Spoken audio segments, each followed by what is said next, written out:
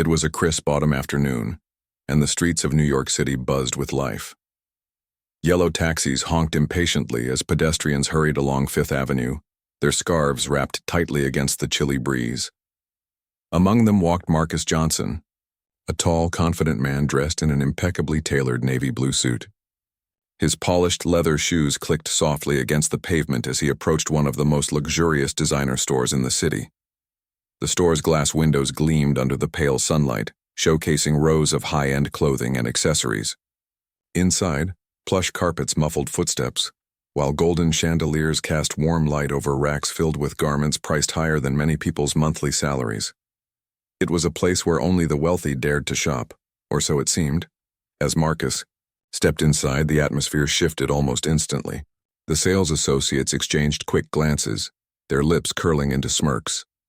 One of them whispered something to another, just loud enough for Marcus to catch, another one trying to look rich. Marcus had heard comments like this before. He wasn't new to being judged by his skin color or perceived socioeconomic status. Growing up in a low-income neighborhood, he had faced discrimination at every turn.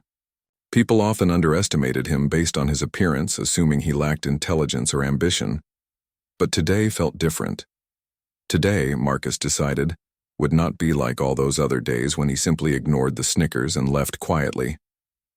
Instead, he chose to browse with purpose.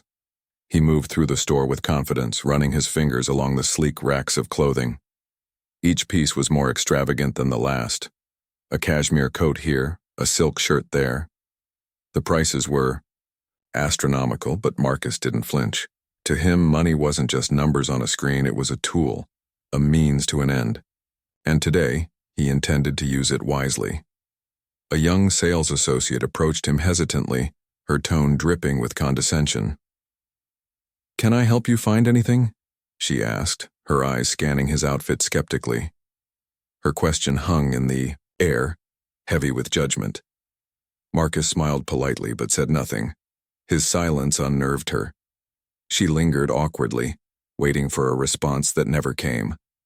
Finally, she retreated to join her colleagues, who were now openly mocking him from behind the counter.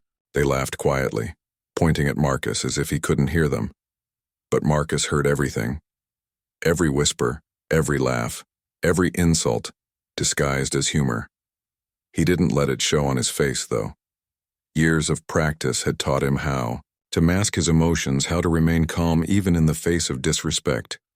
Still, deep down, a spark of determination ignited within him. These people thought they knew who he was, but they had no idea what lay beneath the surface. Marcus continued browsing until his attention landed on a striking leather jacket displayed prominently at the center of the room. Its design was bold, yet elegant, its craftsmanship undeniable. The price tag read $15,000, a sum that made even some of the wealthiest customers hesitate. Without hesitation, Marcus picked it up and headed toward the checkout counter. The same associate who had earlier offered her insincere assistance greeted him with a forced smile. "Are you sure about this?" she asked, her voice laced with disbelief. "This piece is quite expensive." Marcus nodded calmly, handing over his black Amex card. The associate swiped it through the machine, expecting it to decline. When the transaction went through without issue, her eyes widened in shock. Her manager rushed over, equally stunned, and began stuttering excuses about needing additional verification. That's when Marcus leaned forward slightly, his demeanor shifting ever so subtly. "You can call your bank," he said smoothly, "but I assure you there won't be any problems." As the manager scrambled to confirm the payment, Marcus added almost casually, "By the way, do you know what happens when someone tries to block my transactions?" The room fell silent. Everyone stared at him, unsure how to respond.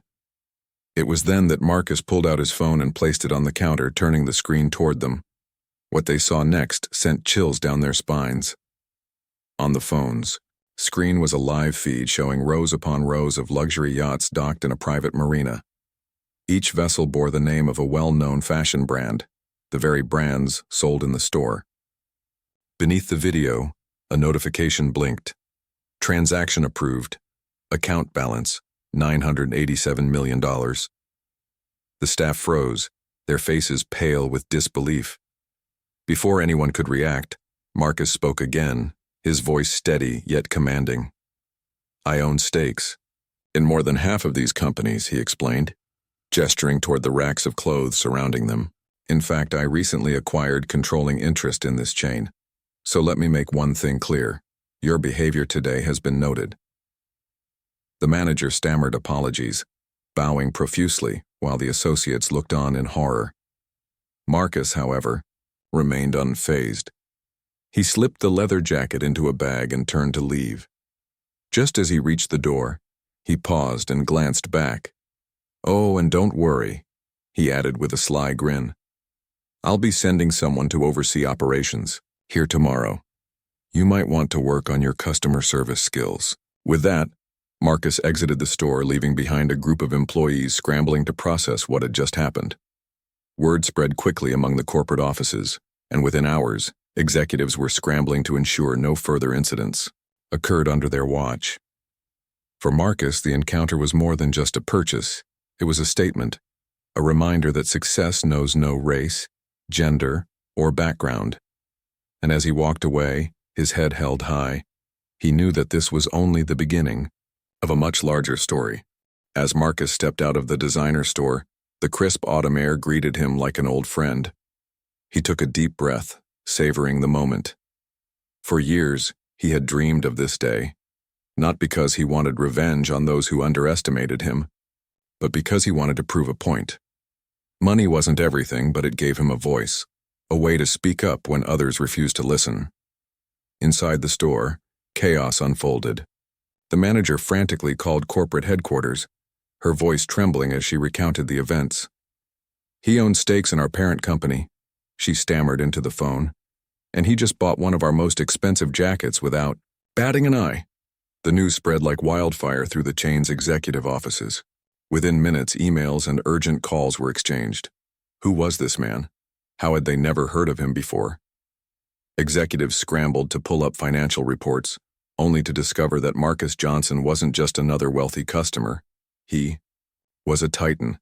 His investments spanned industries from real estate to technology and, yes, even fashion. Meanwhile, Marcus walked down Fifth Avenue, his leather jacket neatly tucked under his arm. He didn't feel anger or resentment toward the staff at the store. Instead, he felt a strange sense of satisfaction. They had judged him based on appearances, assuming he couldn't afford their overpriced merchandise. But now they would think twice before dismissing someone so casually. Back at the store, the employees gathered in a huddle, whispering nervously. The young associate who had first approached Marcus stood apart from the group, guilt written all over her face. She replayed the interaction in her mind, the condescending tone she had used, the smirk she couldn't hide. What must he have thought of her? "She said he owns part of the company," one of the associates muttered, still in disbelief. "Do you think that's true?" "It has to be," another replied. "Why else would corporate freak out like this?" Their conversation was interrupted by the arrival of a sharply dressed woman in her late 40s. Her heels clicked against the marble floor as she strode toward them, her expression stern. This was Ms. Evelyn Carter, the regional director for the store chain. She had been summoned immediately after the incident and wasted no time getting to the bottom of things. "Where is he?" she demanded, looking around as if expecting Marcus to reappear. "He left," the manager stammered. "But he said he'd send someone tomorrow." Ms. Carter sighed heavily, pinching the bridge of her nose. "This is exactly what we don't need right now," she muttered under her breath. Turning to the staff, she added, "Listen carefully. Whatever you do, treat every single customer with respect moving forward. No exceptions. Understood?" The employees nodded quickly, their faces pale with fear.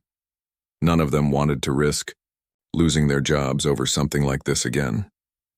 While the store scrambled to recover, Marcus returned to his penthouse overlooking Manhattan. From his balcony, he could see the city sprawl below, its lights twinkling like stars against the darkening sky. He poured himself a glass of red wine and settled into a plush leather chair, reflecting on the day's events. Marcus's journey to success hadn't been easy. Growing up in a rough neighborhood, he had faced countless obstacles. His father worked 2 jobs to make ends meet, while his mother juggled childcare and odd gigs to keep food on the table. Despite their struggles, they always encouraged Marcus to dream big. "Don't let anyone tell you what you can or cannot achieve," his father often said. Those words stayed with him throughout his life. After graduating at the top of his class, Marcus landed a job at a small investment firm. It wasn't glamorous work, but it paid the bills, and more importantly, it gave him access to knowledge. He studied tirelessly, learning everything he could about stocks, bonds, and real estate. Slowly but surely, he began making smart investments, turning modest savings into substantial wealth. By the time he turned 30, Marcus had built a portfolio worth millions. Yet, despite his success, he remained grounded. He remembered the days when people laughed at his dreams, calling them unrealistic. Now, those same people sought his advice, eager to learn the secrets of his success. But Marcus knew there were no shortcuts, only hard work, determination, and a refusal to give up. As he sat in his penthouse sipping his wine, Marcus allowed himself a small smile. Today's encounter at the designer store reminded him of how far he had come. It also reinforced why he continued to push forward, to inspire others who might feel trapped by stereotypes or societal expectations. The next morning, Marcus arrived at the store early, accompanied by a team of consultants. The staff greeted him with nervous smiles, their earlier arrogance replaced by genuine respect. Ms. Carter herself came out to welcome him, shaking his hand firmly. "Mr. Johnson," she began, her tone polite but cautious. "On behalf of the company, I want to apologize for yesterday's incident. We take full responsibility for our staff's behavior." Marcus nodded, accepting her apology graciously. "Thank you," he said simply. "I trust this won't happen again." "It won't," Ms. Carter assured him. "We're implementing new training programs to ensure our employees treat everyone with dignity and respect." Satisfied, Marcus spent the next hour touring the store, observing its operations, and offering suggestions for improvement. He pointed out areas where efficiency could be increased and highlighted opportunities to expand the brand's reach. By the time he left, the staff viewed him not as a threat, but as a mentor, a leader who cared about their growth as much as his own. Word of Marcus's visit spread quickly throughout the industry. Competitors marveled at his ability to turn a potentially damaging situation into an opportunity for positive change. Journalists clamored for interviews, eager to uncover the story behind the mysterious businessman who had humbled an entire team of snobbish salespeople. But Marcus avoided the spotlight. He didn't seek fame or recognition. His goal was far simpler: to create a world where success wasn't defined by race, gender, or background.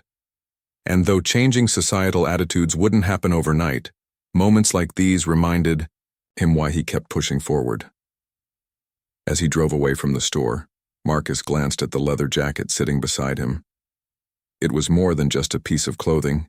It symbolized resilience, perseverance, and the power to redefine one's destiny.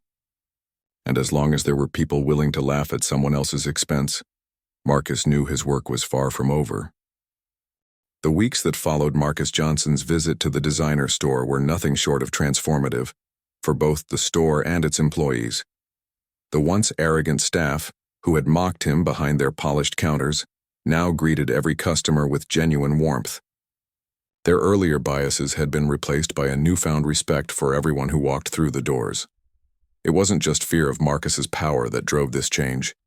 It was something deeper. For the first time, they understood what it meant to be judged unfairly and how harmful such assumptions could be. Ms. Evelyn Carter, the regional director, played a crucial role in reshaping the store's culture. She worked closely with Marcus's team of consultants to implement new policies aimed at fostering inclusivity and professionalism. Employees underwent mandatory training sessions on customer service and diversity awareness. Role-playing exercises helped them practice handling difficult situations without resorting to judgment or prejudice. One afternoon, during one of these training sessions, Ms. Carter addressed the group. "Let me remind you why we're doing this," she said, her voice firm but kind. It's not just about keeping our jobs or avoiding trouble. It's about treating people the way they deserve to be treated. With dignity and respect, the MI staff listened intently, many nodding along as they reflected on their past behavior. Some even shared personal stories about times when they themselves had felt judged or underestimated. Slowly but surely, the atmosphere in the store began to shift. Customers noticed the difference too, leaving glowing reviews online and recommending the store to friends. While the store underwent its transformation, Marcus focused on expanding his influence beyond Fifth Avenue. He believed that true change required more than just addressing individual incidents. It demanded systemic reform. So, he turned his attention to mentoring young entrepreneurs from marginalized communities, hoping to inspire the next generation of leaders. Every Saturday morning, Marcus hosted workshops at a community center in Brooklyn. These sessions were free and open to anyone interested in learning about business, finance, or entrepreneurship. Participants ranged from high school, students dreaming of starting their own companies, to middle-aged adults looking to pivot careers. What united them all was a hunger for knowledge and a desire to break free from the limitations imposed by society. During one particularly memorable workshop, Marcus stood before a packed room, holding up a whiteboard marker like a conductor, preparing to lead an orchestra. "Success isn't about luck," he began, his tone calm yet commanding. "It's about preparation, persistence, and passion. You have to believe in yourself, even when others don't." He then shared his own story, recounting the struggles he faced growing up in a low-income neighborhood. He spoke candidly about the discrimination he encountered early in his career, and how those experiences fueled his determination to succeed. By the end of his talk, the room erupted in applause, with several attendees rushing to thank him personally. One young woman named Maya approached him after the session, her eyes shining with admiration. "Mr. Johnson, I just wanted to say thank you," she said, her voice trembling slightly. "Your story gives me hope. I've always dreamed of starting my own fashion line, but I never thought it was possible." Marcus smiled warmly, placing a reassuring hand on her shoulder. "Maya, if there's one thing I want you to take away from today, it's this. Anything is possible if you're willing to work for it. Don't let anyone tell you otherwise." Encouraged by his words, Maya enrolled in a design program later that week. Over the months that followed, she kept in touch with Marcus, sending updates on her progress. Eventually, she launched her own clothing brand, which gained traction thanks to its unique designs and affordable prices. When she invited Marcus to the grand opening of her flagship store, he attended proudly, knowing he had played a small part in her journey. As Marcus continued mentoring aspiring entrepreneurs, word of his generosity spread throughout the industry.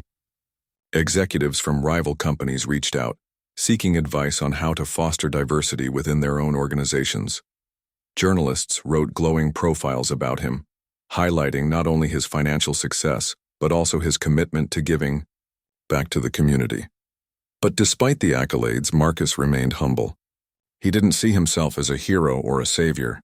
Rather, he viewed his actions as a responsibility. Growing up, he had benefited from the guidance of mentors who believed in him when no one else did. Now, it was his turn to pay it forward.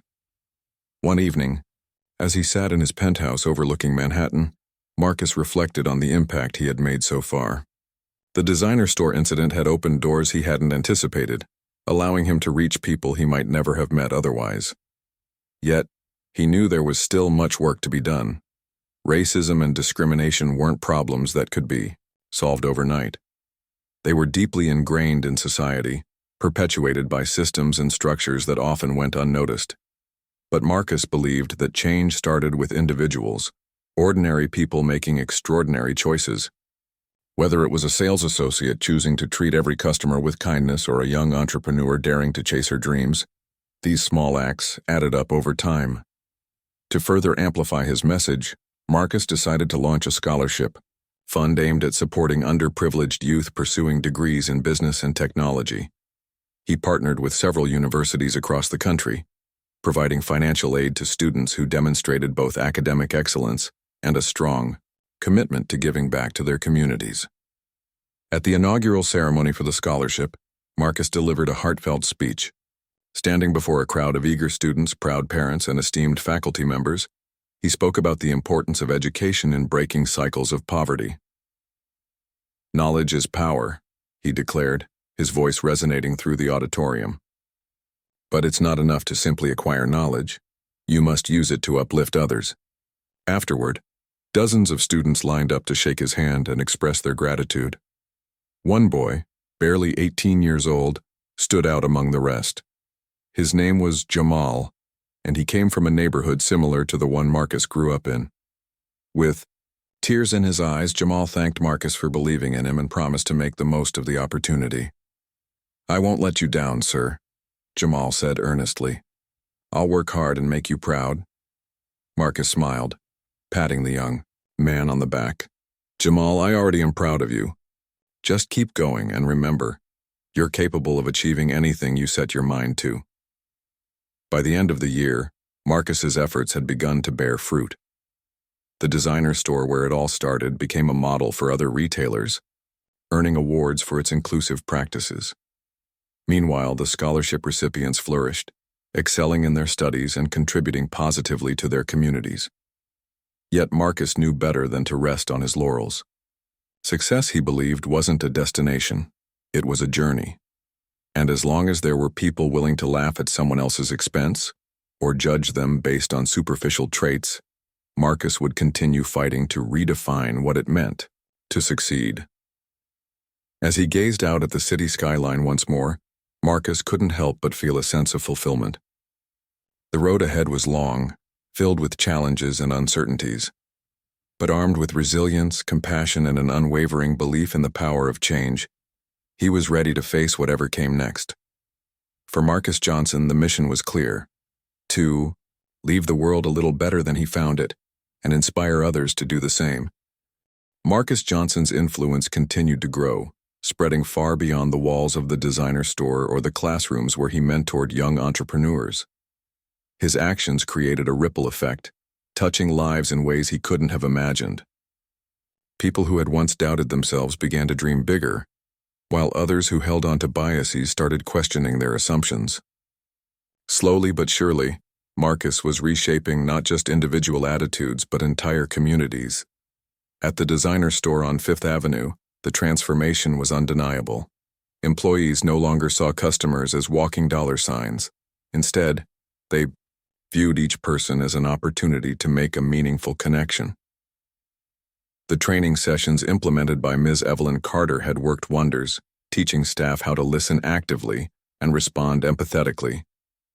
Even the most skeptical employees found themselves enjoying their jobs more.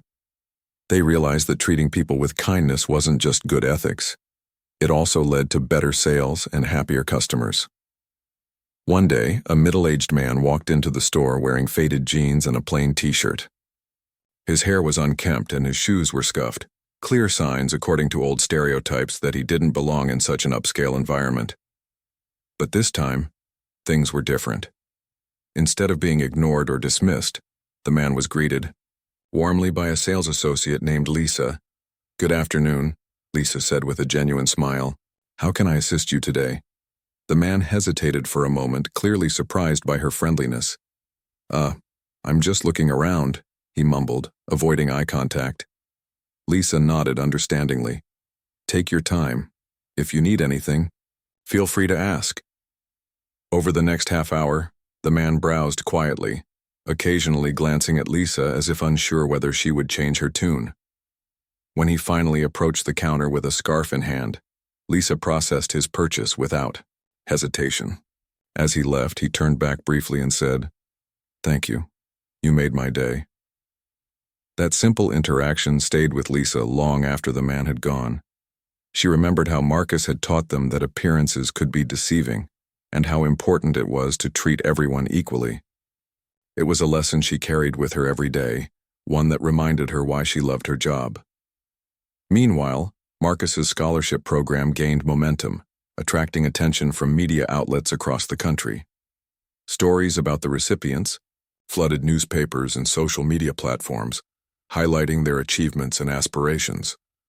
One student, Jamal, became particularly well known for his innovative approach to solving urban housing crises, Using skills he learned in architecture school, Jamal designed affordable modular homes that could be assembled quickly and sustainably.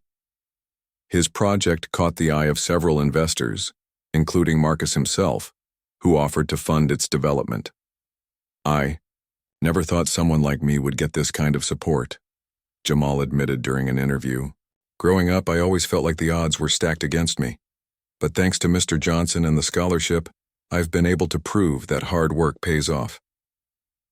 Jamal's success inspired other students to pursue ambitious projects of their own. Some focused on renewable energy solutions, while others tackled issues like food insecurity and access to education. Each recipient brought something unique to the table, proving that talent existed everywhere. It just needed opportunities to flourish. As word of Marcus's philanthropy spread, invitations poured in from organizations eager to collaborate with him. Universities asked him to deliver commencement speeches, nonprofits sought his advice on fundraising strategies, and corporations invited him to speak at leadership conferences. Though Marcus rarely sought the spotlight, he accepted these invitations whenever possible, knowing they provided platforms to amplify his message. During one such event, a TEDx talk held at a prestigious university, Marcus shared insights into his philosophy of success. Standing on stage under bright lights, he spoke directly to the audience, his voice steady yet passionate. "Success isn't measured by wealth or titles," he began. "It's measured by the impact you have on others. Ask yourself, are you using your resources to uplift those around you? Are you challenging systems that hold people back? If the answer is yes, then you're succeeding, not just for yourself, but for humanity." His words resonated deeply with listeners, sparking conversations that lasted long after the event ended. Many attendees approached him afterward, thanking him for reminding them of their potential to create positive change. Some even pledged to take action, whether by volunteering in their communities or advocating for policies that promoted equality. Back in Brooklyn, the community center where Marcus hosted his workshops buzzed with activity. What had once been a small gathering of aspiring entrepreneurs had grown into a thriving hub of innovation and collaboration. Local businesses partnered with participants to bring their ideas to life, while seasoned professionals offered mentorship and guidance. The center became a symbol of hope, a place where dreams took flight despite overwhelming odds. Maya, the young woman who had dreamed of launching her own fashion line, returned frequently to share her experiences with newcomers. Her brand, which focused on sustainable and inclusive designs, gained popularity among eco-conscious consumers. In interviews, Maya often credited Marcus for believing in her when no one else did. "He taught me that success isn't just about making money," she explained. "It's about creating value for yourself, for others, and for the world." Despite his growing fame, Marcus remained grounded. He still lived in the same penthouse overlooking Manhattan, still drove the same modest car, and still prioritized simplicity over extravagance. To him, material possessions were secondary. What mattered most was the legacy he left behind. One evening, as he sat on his balcony watching the sunset paint the sky in hues of orange and pink, Marcus reflected on everything he had accomplished so far. The designer store incident had been a turning point, opening doors he hadn't anticipated. Yet it was only the beginning of a much larger journey, one that required patience, perseverance, and faith in humanity's capacity for growth. He thought about all the people he had met along the way. Lisa, whose kindness transformed a stranger's day. Jamal, whose creativity addressed pressing societal challenges. Maya, whose passion redefined fashion norms. Each of them carried a piece of Marcus's vision forward, proving that change was possible when people worked together. But Marcus knew there was still work to be done. Racism, discrimination, and inequality persisted, entrenched in systems that resisted reform. While progress had been made, it was fragile, easily undone by complacency or fear. That's why Marcus refused to slow down. He continued hosting workshops, funding scholarships, and speaking out against injustice wherever he saw it. His ultimate goal wasn't to eradicate these problems single-handedly. That was an impossible task. Instead, he aimed to inspire others to join the fight. By sharing his story and empowering those around him, he hoped to create a movement that would outlast him. After all, true change came not from one person, but from countless individuals working toward a common purpose. As the sun dipped below the horizon, casting shadows over the city, Marcus smiled softly to himself. The road ahead was uncertain, filled with obstacles and setbacks, but he faced it with courage, knowing he wasn't alone. Together, with the help of those he had touched, he would keep pushing forward, one step, one story, one life at a time. Years passed and Marcus Johnson's influence continued to grow, shaping not just individual lives but entire industries. The seeds he had planted, through his actions at the designer store, his mentorship programs, and his advocacy for equality, bloomed into a movement that transcended boundaries. People from all walks of life began to see Marcus not just as a successful businessman, but as a symbol of hope, resilience, and the power of change. The designer store on Fifth Avenue became more than just a place to buy expensive clothes. It evolved into a beacon of inclusivity and respect. Under Ms. Evelyn Carter's leadership, the company expanded its outreach initiatives, partnering with organizations that promoted diversity and empowerment. Employees like Lisa, who had once dismissed customers based on appearances, now led workshops teaching others how to foster meaningful connections. The store even launched a scholarship program of its own, providing financial aid to students pursuing careers in fashion design and retail management. One day, Lisa stood behind the counter, watching as a young woman entered the store. She wore second-hand clothes and carried a sketchbook filled with drawings of clothing designs. Lisa recognized her immediately. It was Maya, the same girl who had attended Marcus's workshop years ago. Now a celebrated designer, Maya had returned to thank the staff for their support during her early days. "I wouldn't be here without you," Maya said, addressing the team. "When I walked in that first time, I didn't think anyone would take me seriously. But your kindness gave me the confidence to keep going." Her words brought tears to Lisa's eyes. In that moment, she realized the full impact of the changes they had made, not just for themselves but for future generations.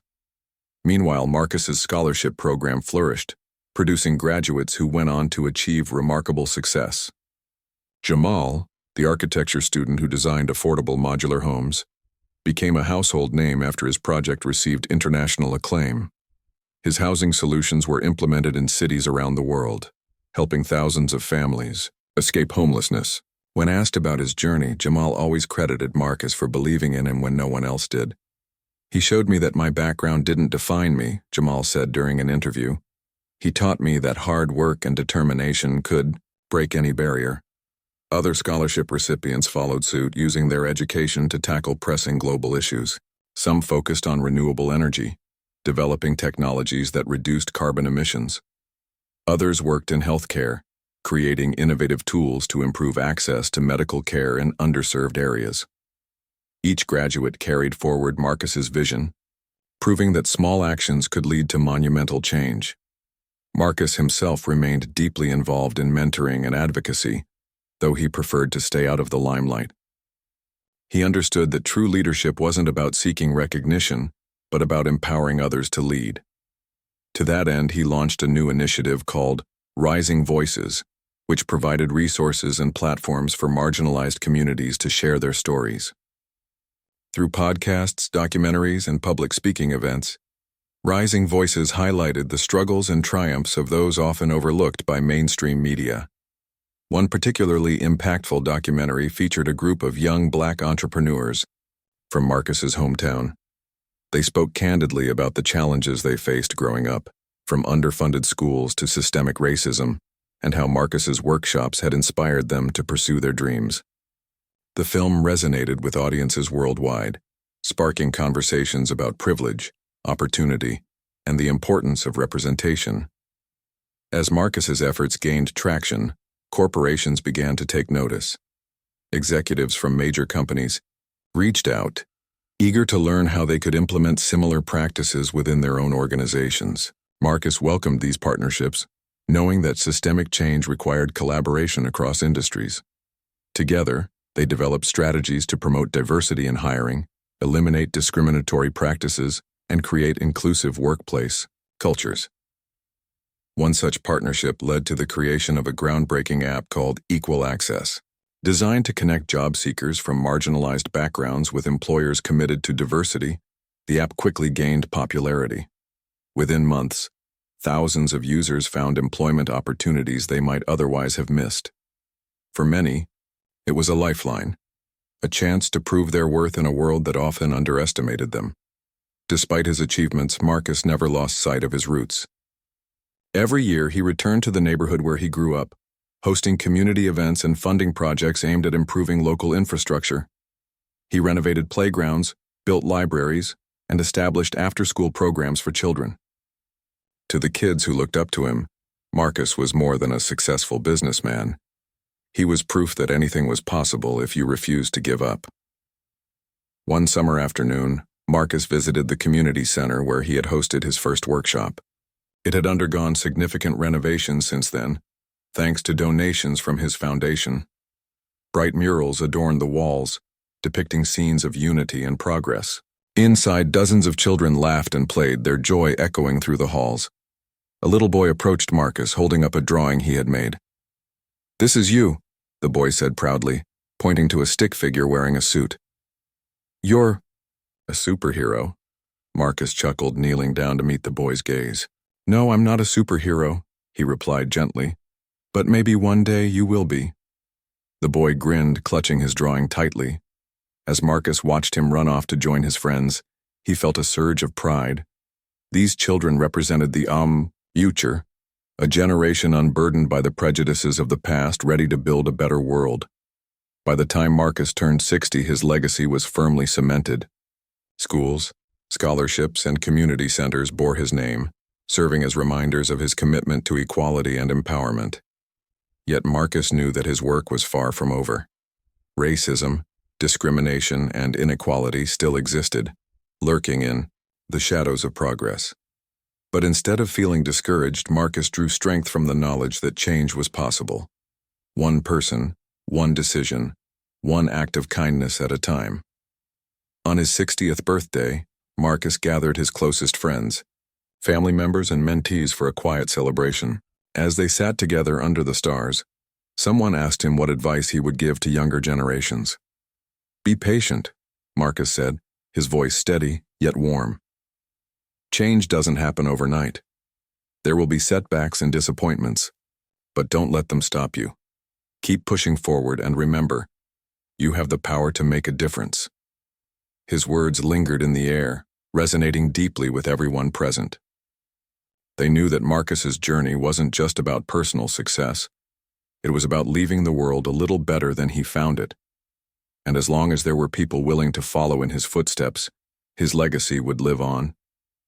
In the years that followed, Marcus continued to inspire others even as he stepped back from the spotlight. His story served as a reminder that success wasn't defined by wealth or status, but by the impact you had on others. Whether it was a sales associate treating every customer with respect, a young entrepreneur launching a business, or a child dreaming of a brighter future, Marcus's influence was everywhere. As he gazed out at the city skyline one final time, Marcus smiled softly to himself. The road ahead was uncertain, filled with challenges and unknowns, but he faced it with courage, knowing he wasn't alone. Together, with the help of those he had touched, he had created a ripple effect, a wave of change that would carry forward for generations to come. And so, Marcus Johnson's story came full circle, not as a tale of revenge or triumph, but as a testament to the enduring power of compassion, resilience, and belief in humanity's potential. For Marcus, the mission was clear: to leave the world a little better than he found it, and inspire others to do the same.